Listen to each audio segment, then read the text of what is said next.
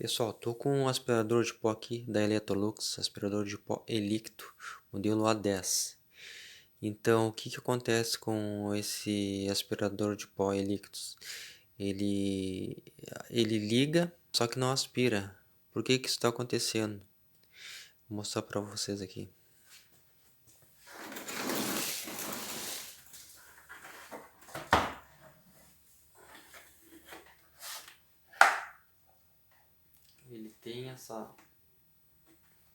Ele tem essa peça aqui, tá?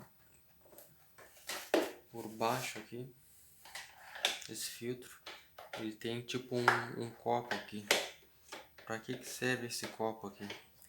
É para quando você está usando ele para aspirar líquido, conforme vai enchendo o tanque ali, essa parte aqui ela vai subir, né? Tipo uma boia de segurança.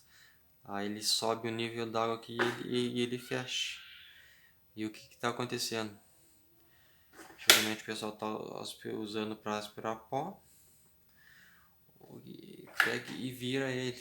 Aí ele pega e fica travado nessa posição. Aí depois não desce mais. Aí você liga o aspirador e ele só fica ligado, mas não aspira, por causa dessa segurança aqui que tem. Vou mostrar para vocês.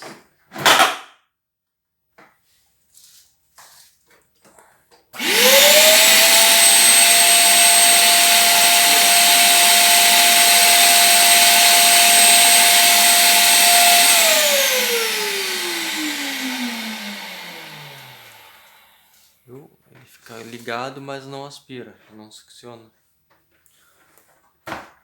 Aí a dica então é só baixar aqui.